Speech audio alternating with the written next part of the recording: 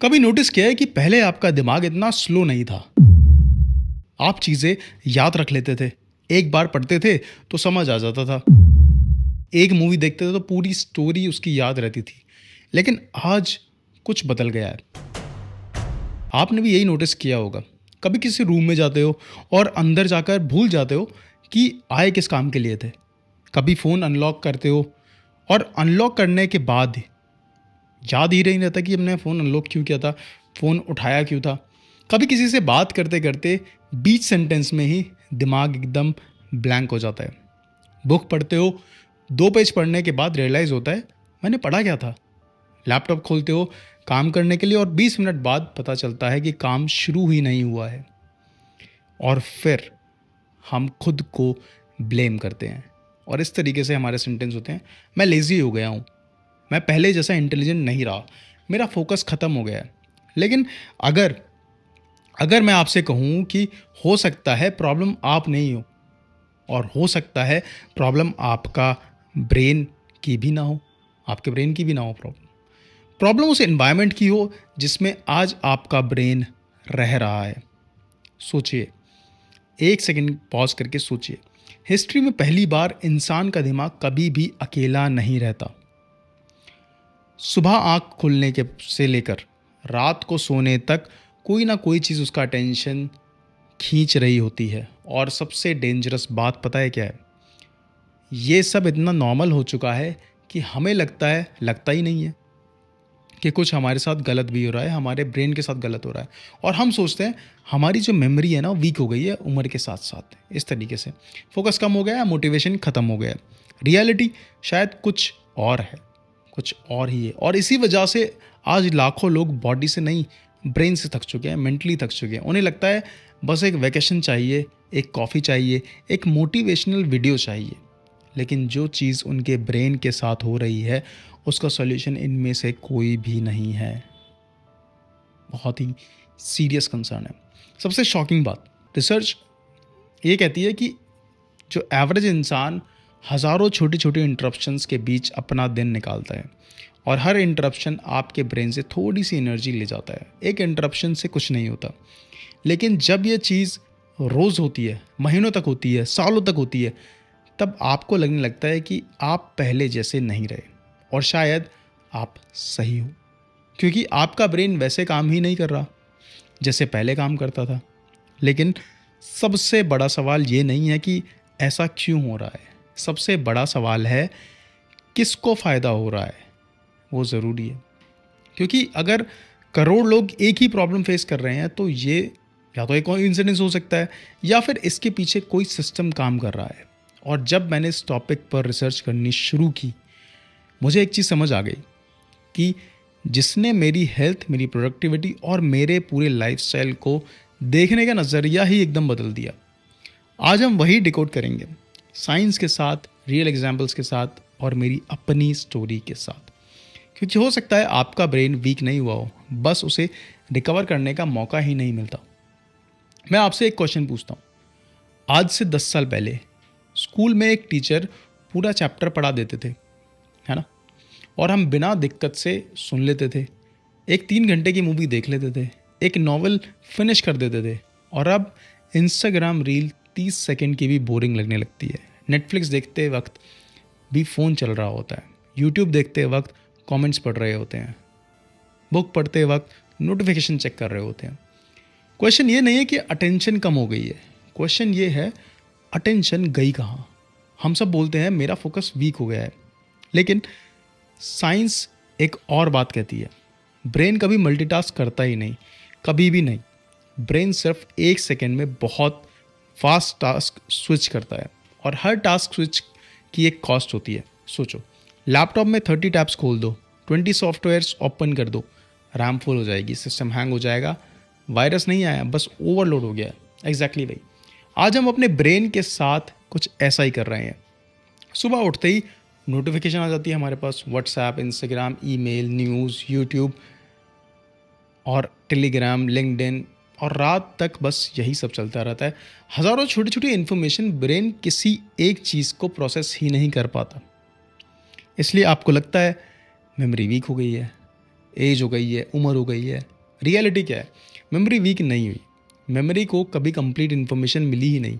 अगर अटेंशन ही 5 सेकंड बाद टूट गई तो मेमोरी बनेगी कैसे? ये बिल्कुल वैसे ही है जैसे कैमरा हर 2 सेकंड बाद हिल रहा हो, फोटो ब्लर ही आएगी। प्रॉब्लम कैमरा नहीं है, प्रॉब्लम स्टेबिलिटी है, और आपका ब्रेन अब स्टेबल रहना ही भूल गया है।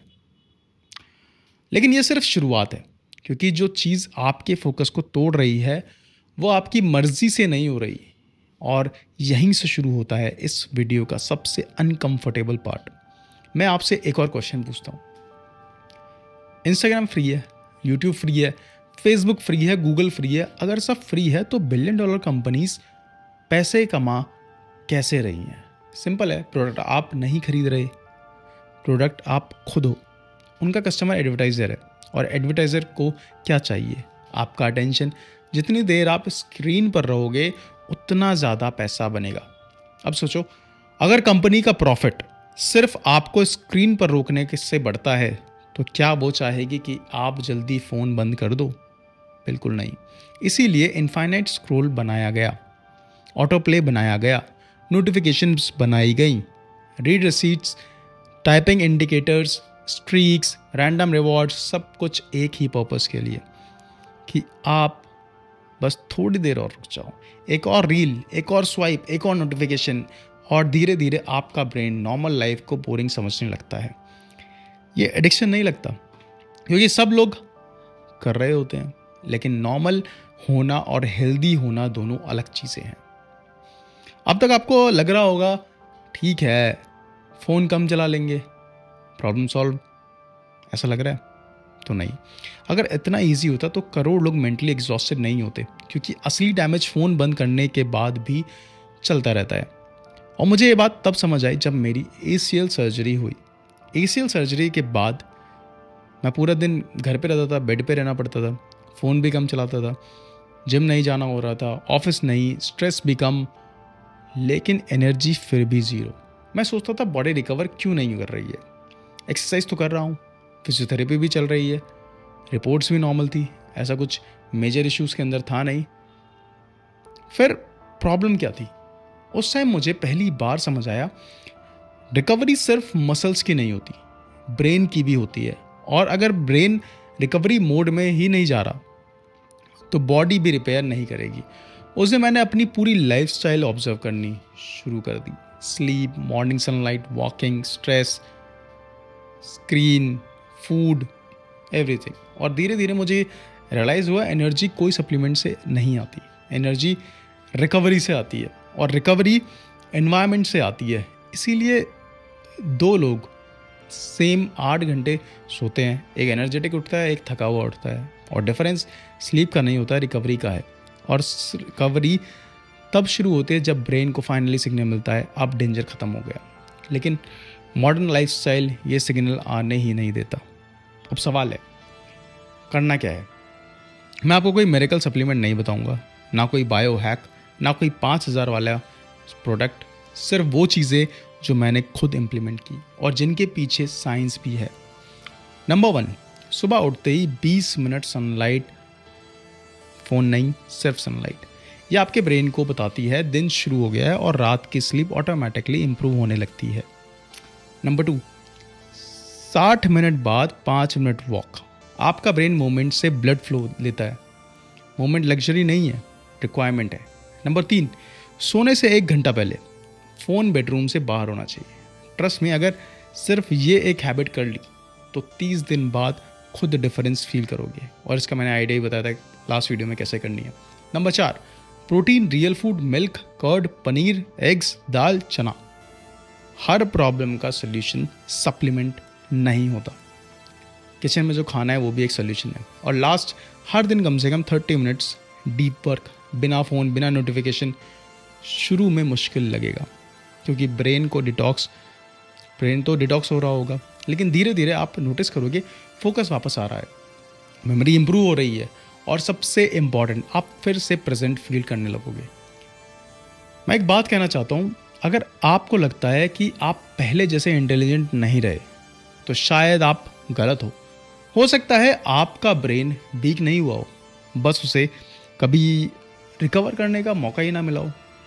और अगर ये वीडियो देखने के बाद आप आज सिर्फ एक हैबिट भी चेंज करते हो, तो हो सकता है आज से 6 महीने बाद आपको वही इंसान वापस मिल जाए जो कभी बिना डिस्ट्रैक्शन के सोच सकता था। क्योंकि a healthy brain isn't built by consuming more information, it's built by giving your brain time to recover.